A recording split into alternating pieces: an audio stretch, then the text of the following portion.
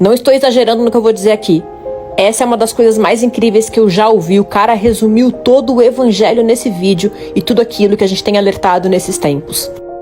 Que palavra, que inspiração, que explicação magnífica. Compartilhe com todo mundo. Quando nós vemos, por exemplo, a parábola dos convidados à festa, temos aqueles que receberam o convite e não foram à festa. Temos aqueles que foram buscados na rua, vieram à festa, mas ainda tinha espaço. O Senhor mandou ir buscar coxos, cegos, surdos, mudos para ocupar a festa. E a casa ficou cheia. E tinha um na festa que não tinha roupas nupciais. Porque há pessoas que pulam mesmo. Só que a festa não podia continuar sem tirar primeiro aquele para fora. Então, nós temos essa possibilidade. Eu creio que o Dr. Descartes resumiu o que eu falo no despido, vestido e revestidos, né? Você não pode ir logo para o revestimento se você primeiro não for despido. Primeiro Deus te despe, depois te veste, depois te reveste. Então você precisa ir para a cruz onde Deus te despe. Você precisa ir para a sepultura onde Ele te veste. Depois ao cenáculo onde Ele te reveste. Então você não pode ir logo no revestimento do cenáculo se você não foi despido na cruz, nem vestido na sepultura. Porque quando nós vamos para a cruz encontramos um Jesus sem roupa. Quando vamos para a sepultura encontramos roupa sem Jesus. Mas é no cenáculo que encontramos a glória do seu Espírito lá. Então precisamos ser despidos na cruz, vestidos na sepultura, mas depois revestidos no...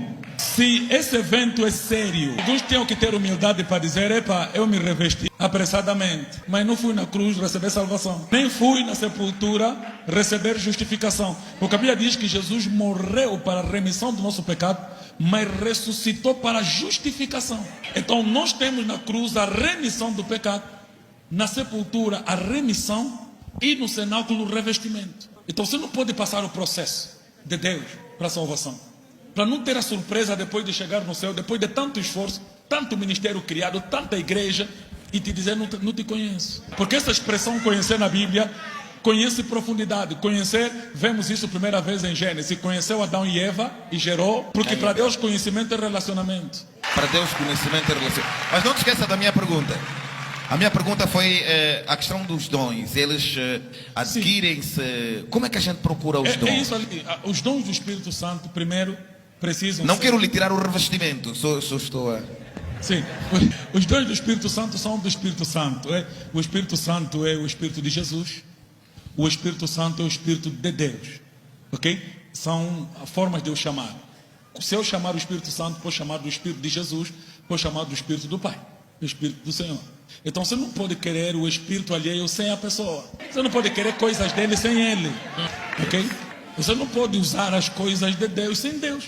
É dali que o doutor disse que você vem apenas como servo, esperando o salário, mas você não tem relacionamento de filho. Você não foi gerado. A todos quanto creram deles o poder de serem feitos filhos de Deus. Então não queira ser servo de Deus se você não é filho. Não queira simplesmente se meter no trabalho se você não se meteu em casa primeiro. Ok? O filho pródigo, quando voltou para casa, ele voltou para ser servo. Direi ao meu pai: faz-me um dos teus trabalhadores. O pai disse: não, aqui na minha casa só entra filho. Então o que Deus quer de você é que, primeiramente, antes de tudo, mais importante do que ser amanhã, não sei o que, quero ser como o profeta Tony Calado, quero ser usado, quero aparecer na TV. Não. Se converte. Se converte. Seja salvo. Primeiro tem que te tirar essa roupa suja. Porque quando você está com roupa suja, doutor, a roupa limpa, como é revestimento, pode esconder a roupa suja. É o que acontece com muita gente. É que ele meteu o revestimento por fora e as pessoas não veem a sujeira de dentro. É dali que muitos meninos se meteram aventureiramente no trabalho, depois não entendem que a dimensão da capa que você colocou também atrai luta. Que você não tem estrutura para suportar. É que começam a vir ataques espirituais que você não tem estrutura. E até algumas pessoas entraram com sinceridade no ministério, mas sinceramente errados. Eles foram para o ministério com sinceridade, mas depois acabaram tendo ataques espirituais tremendos, ficaram prostitutos, não conseguem ver mulher, lhe dá uma vontade estranha que ele não tinha antes quando começou. Porque você foi para um trabalho que você não tinha estrutura para suportar o ataque. Ok? A Bíblia diz: aqueles que ouvem a minha palavra e colocam em prática, comparai-lo ao homem que construiu sua casa sobre a rocha. Veio o vento, a tempestade. Em todo o ministério virá vento, tempestade, chuva. Só vai resistir aquele que estiver sobre Jesus, sobre a rocha. Então não construa teu ministério apenas, construa sobre Jesus. Então a minha resposta seria: não é possível, ou até essa possibilidade é muito perigosa de ser usado sem ser salvo. Então, nosso conselho é a mensagem da cruz. Seja justificado, salvação. Quando na justificação acontece o quê? Uma transformação interna. O velho homem é transformado. Quando você nasce de novo, você é nova criatura, é justo. Não é que você se tornou justo, mas a cruz te declarou justo. Agora que o mundo foi tirado, agora que você pela justificação foi tirado do mundo, você entra para a igreja, aprende doutrina para você entrar para um processo que nós chamamos de santificação.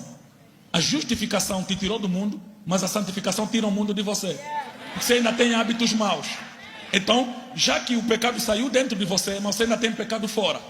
Na justificação, o pecado saiu dentro, mas na santificação eu evito pecados de fora.